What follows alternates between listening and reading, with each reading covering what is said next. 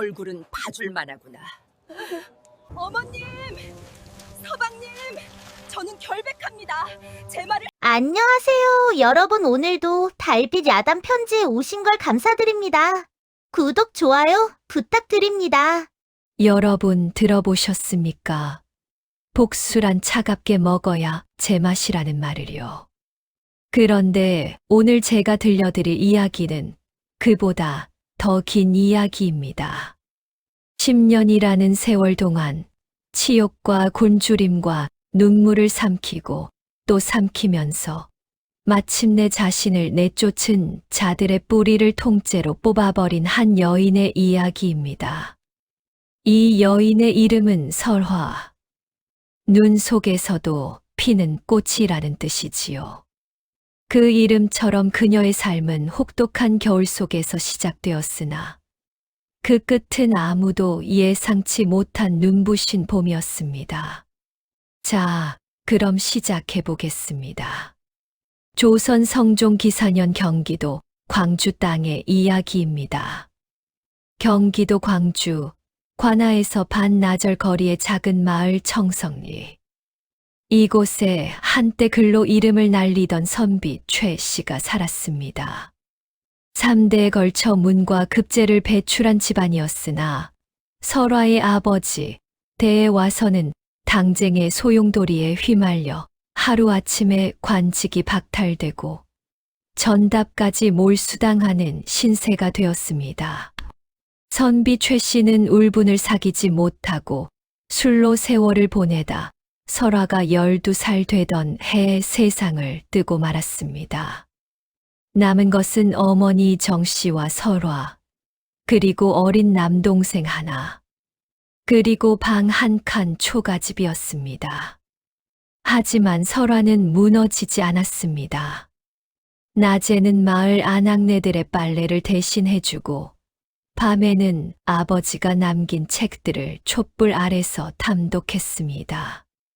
그녀의 어머니 정 씨는 딸이 글을 읽는 것을 말리지 않았습니다. 설화야 계집이 글을 읽는다 하여 세상이 뭐라 하든 상관 말아라. 지식은 어느 누구도 빼앗아 갈 수 없는 것이다. 어머니의 그 말 한마디가 설화의 삶 전체를 떠받치는 기둥이 될 줄 그때는 아무도 몰랐습니다. 설화가 16이 되던 해 어머니 정 씨는 중병을 얻어 자리에 눕게 됩니다. 약값이 없어 손 한 번 써보지 못하던 어느 날 마을에 소문이 퍼졌습니다. 광주의 세도가 김 판서 댁에서 며느리감을 구한다는 것이었지요. 김 판서 댁은 경기도 일대에서 모르는 사람이 없는 집안이었습니다. 3대째 판서를 배출한 명가로 논밭만 수백 마직이요. 종을 거느린 수가 수십 명에 달했습니다. 그 집의 외아들 김덕수가 혼처를 구하는데 조건이 하나 있었으니 집안이 좋을 필요는 없다. 다만 얼굴이 예쁘고 글을 읽을 줄 알아야 한다는 것이었습니다. 동네 사람들이 하나같이 설화를 추천했습니다. 마을 훈장님도 심지어 관아의 하급 관리까지 나서서 중매를 섰습니다. 설화의 어머니 정 씨는 딸의 손을 꼭 잡고 말했습니다. 설화야, 그 집은 좀 살기 팍팍할 게다. 시어머니 박 씨가 사람을 부리는데 무섭기로 소문이 났어. 하지만 너는 내 아버지 책들을 다 외운 아이다. 어떤 상황에서도 버텨낼 수 있을 게야. 어머니는 딸을 시집 보내며 낡고 해진 보따리 하나를 건넸습니다. 그 안에는 기름에 절어 글자도 잘 보이지 않는 오래된 서책 한 권이 들어있었지요. 이건 내 외증조 할머니가 물려주신 책이다. 상단을 운영하셨던 분인데 이 책에 세상을 읽는 법이 담겨 있다고 하셨어. 나는 읽어내지 못했다만 너는 혹 읽어낼 수 있을지 모르겠구나. 설화는 그 책을 품에 안고 가마에 올랐습니다. 어머니의 눈물이 마르기도 전에 가마소리는 이미 멀어지고 있었습니다. 기림 판서댁 대문 앞에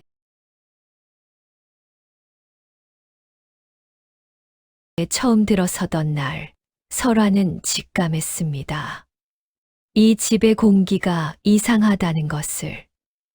꽃이 만발한 봄날이었음에도 불구하고 사랑채와 안채 사이 어딘가에서 서늘한 기운이 흘렀습니다. 시어머니, 박씨 부인. 나이 50이 넘었음에도 허리가 꼿꼿하고 눈빛이 매서운 여인이었습니다. 그녀는 설화가 절을 올리는 순간부터 위아래로 훑어보며 코웃음을 쳤습니다. 얼굴은 봐줄만 하구나. 집안이 망한 건 어쩔 수 없다지만 우리 집 법도는 철저히 따라야 할 것이야. 내가 이 집에서 주인 행세를 하려 든다면 그날로 쫓겨날 줄 알아라. 첫날부터 그러했습니다. 설화는 새벽 4시에 일어나 시어머니의 침소에 불을 지피고 부엌에서 조반을 짓고 안채와 사랑채의 청소를 마친 뒤에야 비로소 자신의 방에 들어갈 수 있었습니다.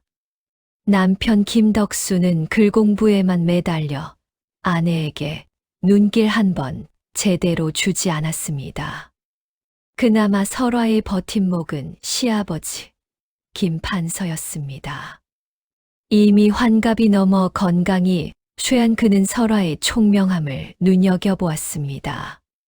설화야, 너는 글을 읽는구나. 내 서재에 있는 책들을 얼마든지 읽어도 좋다. 그 한마디가 박씨 부인의 심기를 건드렸습니다.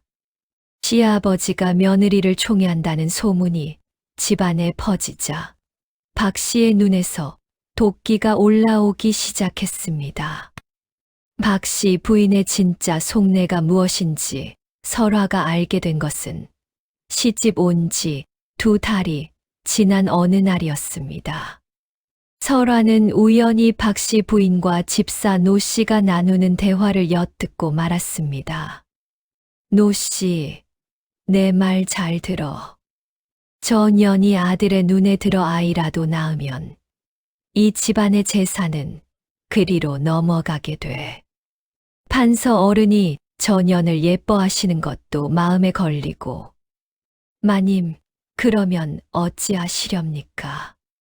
시간이 좀 걸리더라도 흠을 잡아야지. 어떤 식으로든 빌미를 만들어야 해. 설화는 벽에 등을 붙인 채 숨을 죽였습니다. 온몸에 소름이 돋았습니다. 그리고 깨달았습니다. 이곳은 처음부터 자신을 위한 자리가 없는 집이었다는 것을. 그러나 설화는 그날 밤 조용히 마음을 다잡았습니다. 쫓겨나지 않으리. 내가 먼저 나가지 않으리. 어머니가 주신 저 책에 답이 있을 것이다. 설화는 매일 밤 촛불을 작게 켜고 어머니의 서책을 들여다보았습니다. 하지만 글자들은 여전히 흐릿하게만 보였습니다. 마치 무언가를 일부러 숨겨놓은 것처럼. 한편 박씨 부인의 계략은 조용히 진행되고 있었습니다. 그녀는 먼저 설화 주변의 종들을 하나씩 매수하기 시작했습니다. 설화의 일거수일투족을 감시하게 하고 조금이라도 이상한 행동이 있으면 보고하도록 했습니다. 그리고 시아버지 판서 어른이 갑작스러운 중풍으로 쓰러지자 박씨 부인은 본격적으로 움직이기 시작했습니다. 설화가 시집 온 지 1년이 지난 어느 가을이었습니다. 집사 노씨가 박씨 부인을 찾아와 귓속말로 무언가를 건넸고 박씨의 입가에 차가운 미소가 번졌습니다. 박씨 부인이 손에 넣은 것은 연서 한 통이었습니다. 그것은 마을의 한량 선비 오씨가 쓴 것으로 수신이는 놀랍게도 설화 낭자 전상으로 되어 있었습니다. 편지의 내용은 차마 입에 담기 어려운 것들이었으니 두 남녀가 이미 깊은 사이라는 것을 암시하는 문구들이 가득했습니다. 물론 이 편지는 처음부터 끝까지 박 씨 부인이 한량호 씨에게 돈을 주고 쓰게 한 가짜였습니다. 하지만 글씨체는 교묘하게 설화의 필체와 비슷하게 맞추어 놓았고 편지 안에는 실제로 설화만이 알 수 있는 집안의 세세한 내용들이 섞여 있었습니다. 노 씨가 1년 동안 감시하면서 모아둔 정보들이었지요. 사건이 터진 것은 그로부터 사흘 뒤 마침 빗소리가 요란하게 쏟아지던 날이었습니다. 박 씨 부인이 온 집안 식구들을 마당 한가운데로 불러 모았습니다. 중풍으로 쓰러진 시아버지만 침소에 누워 있었고 남편 김덕수와 집안의 종들까지 모두 그 자리에 섰습니다. 박 씨는 떨리는 손으로 편지를 높이 들어 보였습니다. 이것이 무엇인지 아느냐? 이 집 며느리가 외간 남자와 주고받은 연서다. 하늘이시여, 이 더러운 것을 어찌 내 눈으로 보게 하십니까? 설화는 눈앞이 캄캄했습니다. 그 편지가 무엇인지, 그것이 어디서 왔는지 전혀 알지 못했으니까요. 그녀는 외쳤습니다. 어머님, 그것은 제가 쓴 것이 아닙니다. 저는 그 오씨 선비라는 자를 단 한 번도 만난 적이 없습니다. 뻔뻔하구나. 내 필체로 주소가 적힌 서찰이 우리 집 담장 너머에서 발견되었는데 아직도 발뺌을 하려느냐. 노씨, 증인을 데려와라. 노씨가 데려온 증인은 3명이었습니다. 모두 마을 사람들로 하나같이 설화 낭자가 오선비와 마을 우물가에서 만나는 것을 보았다고 진술했습니다. 물론 그들 모두 이미 박 씨에게 돈을 받은 사람들이었지만 그 사실을 아는 사람은 아무도 없었습니다. 설화는 남편에게 눈을 돌렸습니다. 그의 눈에서 무언가를 읽으려 했습니다. 믿음을 혹은 적어도 의심을 보려 했습니다. 그러나 김덕수의 눈빛은 이미 차갑게 굳어 있었습니다. 그는 어머니의 권위에 눌려 그리고 자신의 나약한 마음을 합리화하면서 아내를 외면하기로 결정한 것이었습니다. 설화, 내가 진정 결백하다면 어찌 이리 많은 이들이 증언을 하겠소. 어머니 말씀대로 하는 것이 옳겠소. 그것이 남편이 아내에게 건넨 마지막 말이었습니다. 박 씨 부인의 목소리가 천둥처럼 울려 퍼졌습니다. 이 부정한 년아, 감히 우리 3대 명문 가문의 문턱을 더럽히다니. 당장 이 집에서 꺼지거라. 내 발이 우리 집 땅을 밟는 날에는 관가에 고발하여 죄를 물을 것이야. 서슬퍼런 호통과 함께 종들이 설화의 팔을 붙잡아 대문 밖으로 끌어냈습니다. 억수같이 쏟아지는 빗속으로 설화는 그야말로 내팽개쳐졌습니다. 신발 한 짝은 문 안쪽에 남겨진 채로 설화는 젖어가는 치마를 움켜잡고 대문으로 달려갔습니다. 손톱이 부러지도록 대문을 긁으며 외쳤습니다. 어머님, 서방님, 저는 결백합니다. 제 말을 한 번만 들어주십시오. 제발, 제발. 돌아온 것은 박 씨 부인이 창문 너머로 던진 낡은 보따리 하나뿐이었습니다. 그리고 이어지는 대문이 닫히는 육중하고도 차가운 소리. 쿵. 그 소리는 설화의 가슴 한가운데를 파고들었습니다. 그녀는 빗속에서 오랫동안 무릎을 꿇고 있었습니다. 보따리를 열어보니 그 안에는 친정어머니가 주신 낡은 서책 한 권만이 들어 있었습니다. 비에 젖어가는 그 서책을 가슴에 꼭 끌어안으며 설화는 맹세했습니다. 눈물은 딱 오늘 밤만이다. 이 빗물이 마르기 전에 눈물도 끝낸다. 그리고 반드시 돌아온다. 갈 곳이 없었습니다.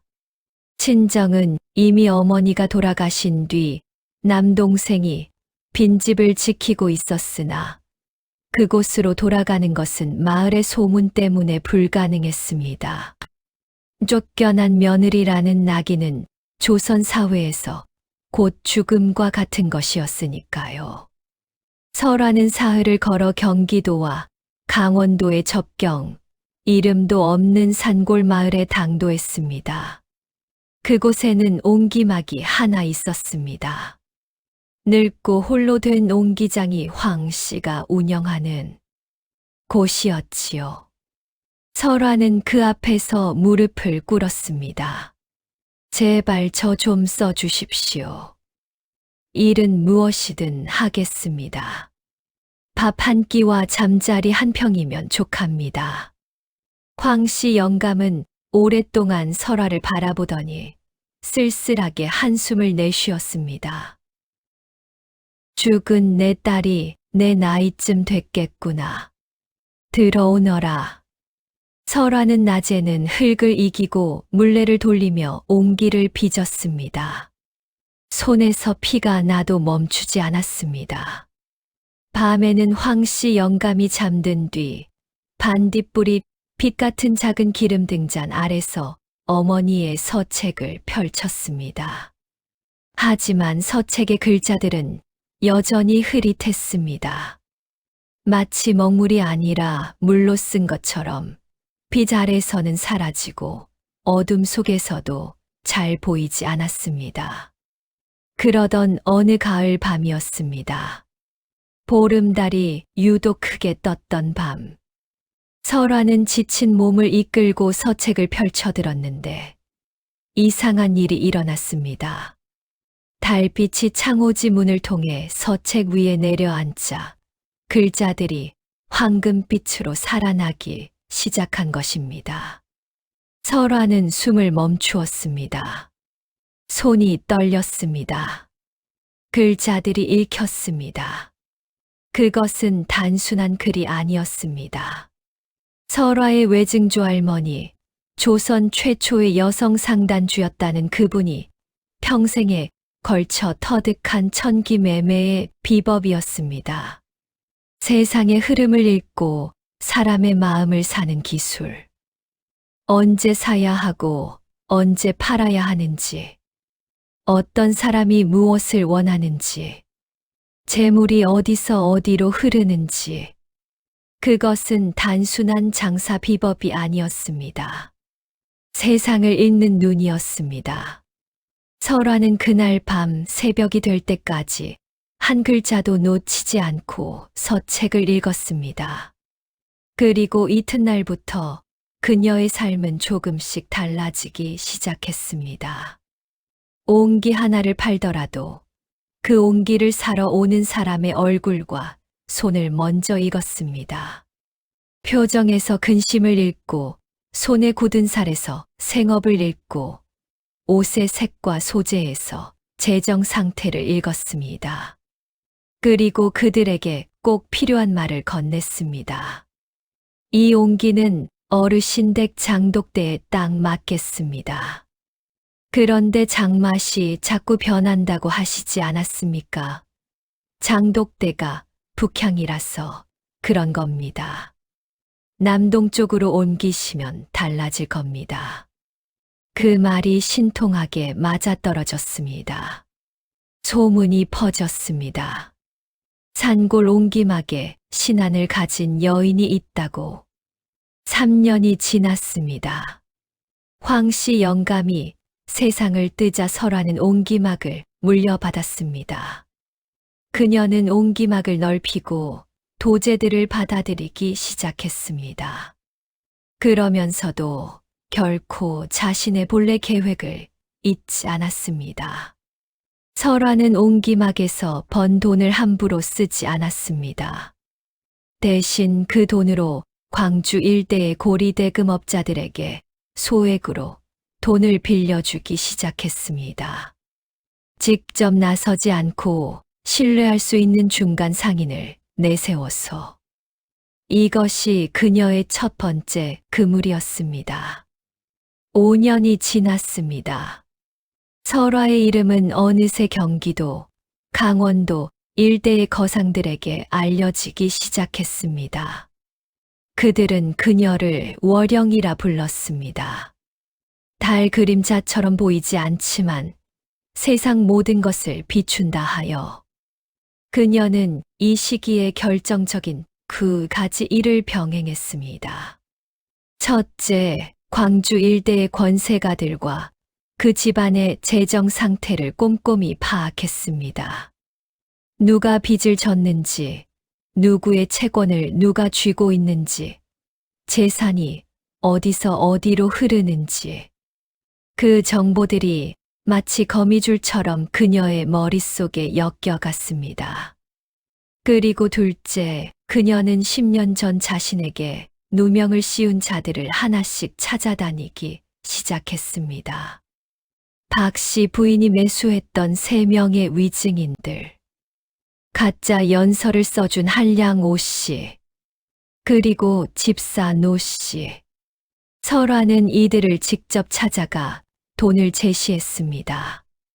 그러나 그냥 주는 것이 아니었습니다. 저는 여러분을 원망하지 않습니다. 돈에 눈이 어두웠던 것이지요. 하지만 이제는 제가 더 큰 돈을 드릴 수 있습니다. 대신 한 가지만 해 주십시오. 그날 있었던 일을 사실대로 적어 관인이 있는 자리에서 증언해 주십시오. 처음에는 모두 고개를 저었습니다. 박 씨 부인이 두려웠기 때문입니다. 그러자 설화는 달리 접근했습니다. 제가 드리는 돈은 박 씨 부인이 드린 돈의 10배입니다. 그리고 제가 뒤를 봐드리겠습니다. 여러분이 증언하는 날, 박 씨 부인은 이미 힘을 잃어 있을 것입니다. 8년째 되던 해, 드디어 집사 노 씨가 문서에 손을 얹었습니다. 이어서 한량 오 씨도, 그리고 3명의 위증인 중 2명도 모든 자백서의 관가의 서리가 입회하여 증인이 됐습니다. 설화는 그 문서들을 깊숙이 품 안에 보관했습니다. 10년째가 되던 해 봄, 설화의 상단 월영단은 조선 중부 전체를 아우르는 최대 규모로 성장해 있었습니다. 그녀는 이름을 드러내지 않았습니다. 언제나 대리인을 내세웠고 월영 행수라는 이름 뒤에 자신을 숨겼습니다. 그래서 아무도 그 배후에 10년 전 쫓겨난 며느리가 있다는 것을 몰랐습니다. 그리고 그 10년 동안 김 판서 댁에서는 어떤 일이 벌어지고 있었을까요? 며느리를 내쫓은 뒤 김 판서 댁은 어떻게 됐을까요? 바깥에서 보면 여전히 명문가의 체면을 유지하는 듯 보였습니다. 하지만 안을 들여다보면 이미 썩어 들어가고 있었습니다. 시아버지 판서 어른은 설화를 쫓아낸 지 1년 만에 세상을 떴습니다. 임종 자리에서 그는 아내 박 씨를 한참 동안 말없이 바라보다가 이 한마디만 했다고 합니다. 설화가 억울하겠구나. 그 말을 끝으로 눈을 감았습니다. 박 씨 부인은 그 말이 귓가에서 지워지지 않아 밤마다 잠을 이루지 못했다고 합니다. 하지만 인정하지는 않았습니다. 자신이 한 일이 옳다고 믿으며 집안의 전권을 쥐었습니다. 남편 김덕수는 죄책감을 잊으려 술을 마시기 시작했습니다. 처음에는 매일 밤 한두 잔, 나중에는 낮부터 술병을 놓지 않았습니다. 그러다 투전판을 출입하게 됐고, 투전판에서 만난 한량들과 어울려 다니며 집안의 논밭을 하나씩 날리기 시작했습니다. 박 씨 부인은 아들의 과거 급제의 모든 것을 걸었습니다. 권세가에게 뇌물을 바치려 한양에서 고리대금을 빌렸습니다. 하지만 김덕수는 번번이 낙방했습니다. 술과 투전으로 몸과 정신이 이미 망가진 사람이 과거에 급제할 리 없었지요. 빌린 돈은 쌓여가는데 갚을 돈은 없었습니다. 마지막 논밭까지 팔고 종들을 하나씩 팔고 급기야 대대로 내려오는 기와집마저 담보로 잡혔습니다. 그리고 이 모든 채권의 끝에 누가 있었는지 박 씨 부인은 끝내 알지 못했습니다. 설화였습니다. 월영단에 보이지 않는 손이 10년에 걸쳐 천천히, 아주 천천히 이 집안을 옥죄고 있었던 것입니다. 직접 나서지 않았습니다. 서두르지도 않았습니다. 그저 세상의 이치대로 빚은 갚아야 하고 탐욕은 스스로를 삼킨다는 진리를 이용했을 뿐입니다. 10년 전 설화가 쫓겨났던 그날처럼 비가 내리던 날이었습니다. 마치 하늘도 이 드라마를 기억하고 있다는 듯이. 김 판서 댁 앞. 빚쟁이들이 몰려들어 가재도구들을 마당으로 끌어내고 있었습니다. 박 씨 부인은 초췌한 얼굴로 마당 한편에서 통곡하고 있었고, 김덕수는 술에 취해 처마 밑에 쓰러져 있었습니다. 그때였습니다. 대문 밖에서 갑자기 소란이 일었습니다. 수십 명의 하인을 거느린 화려한 가마 행렬이 골목 끝에서 멈추었습니다. 가마에는 붉은 비단이 둘러져 있었고 앞에는 건장한 사내들이 홍패홍 바위를 들고 서 있었습니다. 빚쟁이들이 술렁거렸습니다. 저게 뭐요? 어느 데 가마길래 이리 위세가 당당하오? 가마에서 먼저 집사 한 명이 내렸습니다. 그가 큰 소리로 외쳤습니다. 월영단 행수께서 납시오. 이 일대의 모든 채권자분들은 행수님의 분부를 기다리시오. 모든 소란이 순식간에 잠잠해졌습니다. 월영단. 그 이름을 모르는 사람이 없었습니다. 경기도에서 월영단의 허가 없이는 큰 장사를 할 수 없다는 말이 있을 정도였으니까요. 가마의 문이 천천히 열렸습니다. 비단으로 몸을 감싼 여인이 내렸습니다. 얼굴을 가린 가리개를 걷어내는 그 손의 손등에 오래된 흉터가 있었습니다. 10년 전 손톱이 빠지도록 대문을 긁다 생긴 흉터였지요. 여인이 고개를 들었습니다. 박 씨 부인의 얼굴에서 핏기가 사라졌습니다. 무릎이 꺾였습니다. 김덕수는 술에서 깨어났습니다. 그의 입이 벌어졌으나 말이 나오지 않았습니다. 설화, 내가 귀신이 되어 돌아온 것이냐?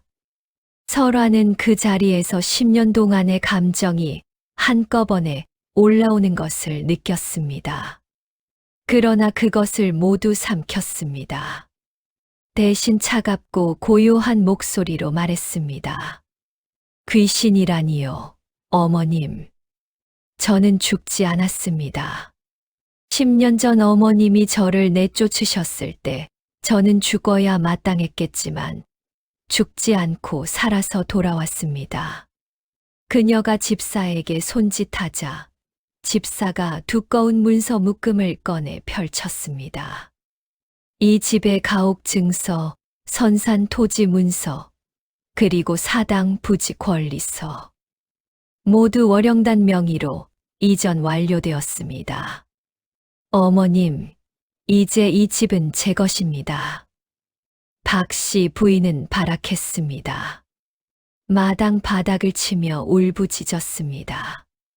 2년, 내가 무슨 짓을 한 것이냐? 상단이 어쩌고 채권이 어쩌고 그게 모두 계략이었단 말이냐? 이 사악한 년, 10년 전 내가 쫓겨난 것은 당연한 일이었어. 부정한 계집비. 설화는 흔들리지 않았습니다. 그 대신 집사가 또 다른 문서를 꺼냈습니다. 부인, 이것이 무엇인지 아시겠습니까? 박 씨 부인의 얼굴이 굳어졌습니다. 그 문서에는 10년 전 가짜 연서를 쓴 한량 오 씨의 자필 자백서가 있었습니다. 집사 노 씨의 자백서도 3명의 위증인 중 2명의 자백서도 모두 관인이 찍힌 채로 이는 조작된 연서를 이용하여 무고한 부인을 내쫓은 죄에 관한 증거들입니다. 이미 관가에 접수되어 있으며 오늘 이 순간 포교들이 출발하고 있습니다. 박 씨 부인은 비로소 모든 것을 이해했습니다.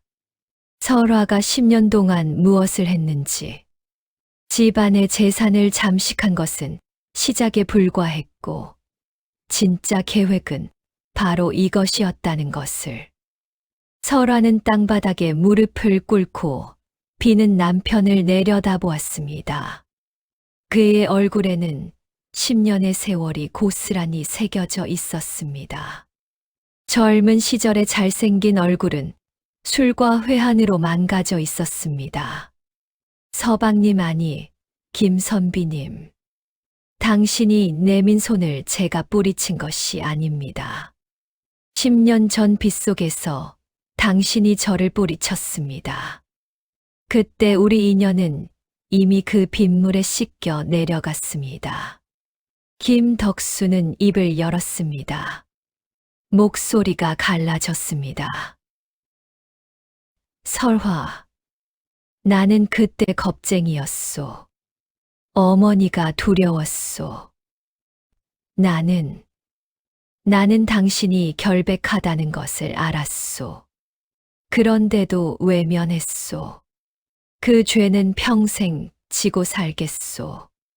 설화는 오랫동안 그를 바라보았습니다. 그의 눈물이 빗물과 섞여 흘렀습니다. 그리고 그녀의 눈가도 젖어들었습니다. 하지만 말하지 않았습니다. 용서한다고도 용서하지 않는다고도 그저 조용히 돌아서서 대문 안으로 들어갔습니다. 처음으로 이 집의 주인으로. 잠시 뒤 멀리서 포교들의 말발굽 소리가 들려왔습니다. 박 씨 부인은 몸을 떨었습니다. 그리고 마침내 무릎을 꿇었습니다. 그녀의 평생 처음으로. 설화야, 내가 잘못했다. 내가 크게 잘못했다. 설화는 대문 안에서 그 말을 들었습니다. 오래 기다려온 말이었습니다. 그런데 정작 그 말을 들으니 가슴 한편이 쓸쓸해졌습니다. 복수를 마쳤다. 그런데 무엇이 채워졌는가?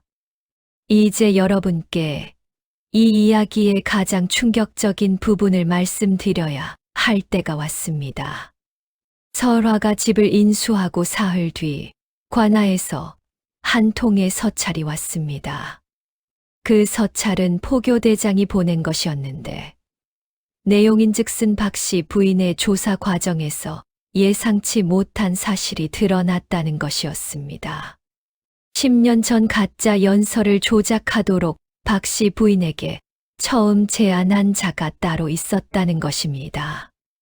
집사 노 씨의 추가 진술에서 밝혀진 그 인물은 놀랍게도 남편 김덕수의 사촌형 김덕로였습니다.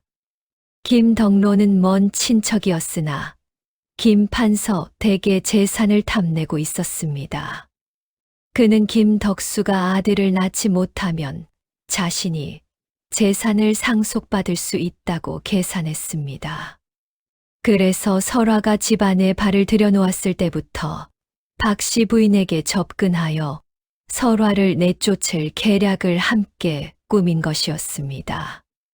다시 말해 박 씨 부인은 계획의 주범이었지만 그 뒤에 또 다른 손이 있었던 것입니다. 설화는 그 서찰을 읽으며 오랫동안 창밖을 바라보았습니다. 그리고 조용히 웃었습니다. 쓸쓸하지만 해방된 웃음이었습니다. 그러나 이야기는 여기서 끝나지 않습니다. 이틀 뒤 또 한 통의 서찰이 왔습니다. 이번에는 강원도 쪽 월영단 지부에서 보내온 것이었는데 거기에는 설화도 예상치 못한 내용이 들어 있었습니다. 설화의 친정어머니 정 씨가 쓴 편지였습니다.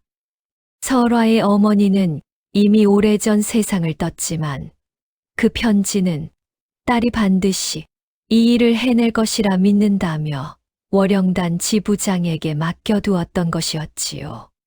편지의 내용은 이러했습니다. 설화야, 이 편지가 내 손에 들어왔다면 내가 해냈다는 뜻이다. 어미는 내가 시집가던 날부터 알고 있었다. 박 씨 부인이 어떤 여자인지, 그 집안의 재산이 어디서 왔는지, 사실은 어미가 준 그 서책, 단순한 유품이 아니다. 그 서책은 너희 외증조 할머니가 아니라 내가 썼다. 내가 어떤 운명을 맞든 스스로 일어설 수 있도록.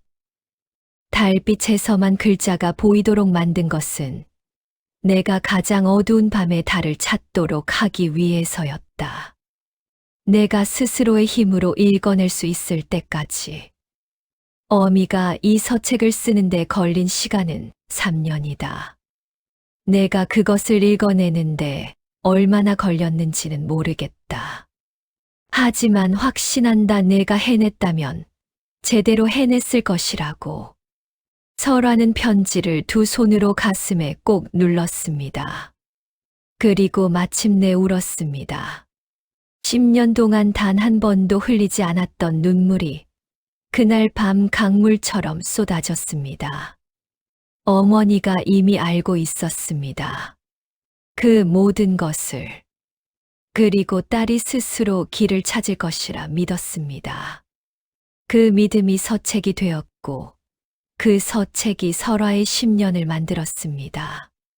박 씨 부인은 관가로 끌려가 무고죄와 사문서 조작죄로 처벌을 받았습니다.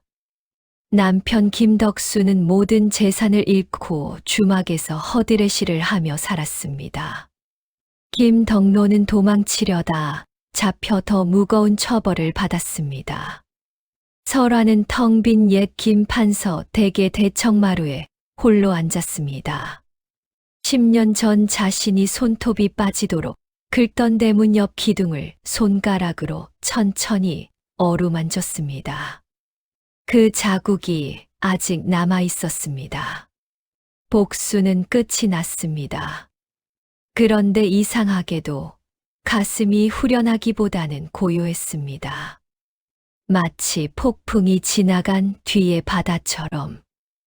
설화는 사흘을 그 집에 머물며 생각했습니다. 그리고 결정을 내렸습니다. 이 집을 허물지 않겠다고. 대신 이 집을 통째로 고쳐 마을의 가난한 아이들이 글을 배우고 가난한 장인들이 기술을 익힐 수 있는 공방과 서당으로 만들겠다고. 그 이유를 묻는 집사에게 설화는 이렇게 답했습니다. 이 집이 저를 죽이려 했지만 저는 이 집 때문에 살았습니다. 그 역설을 기억하기 위해서입니다. 그리고 어머니의 서책이 저를 살렸듯이 지식은 어떤 사람의 삶도 바꿀 수 있다는 것을 세상에 보여주기 위해서입니다. 마을 사람들은 그 공방을 월영당이라 불렀습니다. 달 그림자 집. 보이지 않는 곳에서 빛을 비추는 곳. 설화는 그 후로도 상단을 운영하며 살았습니다. 다시 혼이 나지는 않았습니다. 혼자였지만 외롭지 않았습니다. 그녀의 곁에는 언제나 일을 배우러 오는 아이들이 있었고 도움을 청하러 오는 사람들이 있었습니다. 그녀가 세상을 뜨던 날, 마을 사람들은 그녀의 관에 꽃을 올렸습니다. 한겨울임에도 불구하고 누군가 어디선가 구해온 매화 한 송이였습니다. 눈 속에서 피는 꽃. 꽃은 졌습니다. 그러나 뿌리는 남았습니다. 여러분, 어떠셨습니까? 이 이야기가 단순한 복수담으로 들리셨나요? 저는 그렇게 생각하지 않습니다. 설화의 이야기가 조선 땅에서 야담으로 전해져 내려온 이유는 사람들이 그 복수의 짜릿함만을 원했기 때문이 아닙니다. 사람들은 이 이야기에서 무언가를 보았습니다. 가장 낮은 곳에서, 가장 혹독한 조건에서 한 사람이 스스로의 힘으로 운명을 바꾸는 것을, 분노로 움직이지 않고 지식과 인내와 계획으로 움직이는 것을, 그리고 어머니가 딸에게 물려준 서책. 그것이 사실은 어머니가 직접 쓴 것이었다는 반전. 지식은 빼앗을 수 없다는 믿음. 딸이 반드시 해낼 것이라는 믿음. 그 믿음이 한 여인의 10년을 지탱했습니다. 여러분의 삶에도 그런 서책 한 권이 있습니까? 어둠 속에서도 달빛만 비추면 글자가 살아나는 그런 믿음 한 줄이 있습니까? 설화는 말했습니다. 꽃은 져도 다시 피지만 썩은 뿌리에선 다시 꽃이 필 수 없는 법입니다. 오늘 이야기는 여기서 마치겠습니다. 몽중화, 꿈속의 꽃 이야기였습니다. 비겐 뒤의 맑은 하늘처럼 긴 이야기를 끝까지 들어주신 여러분께 진심으로 감사드립니다.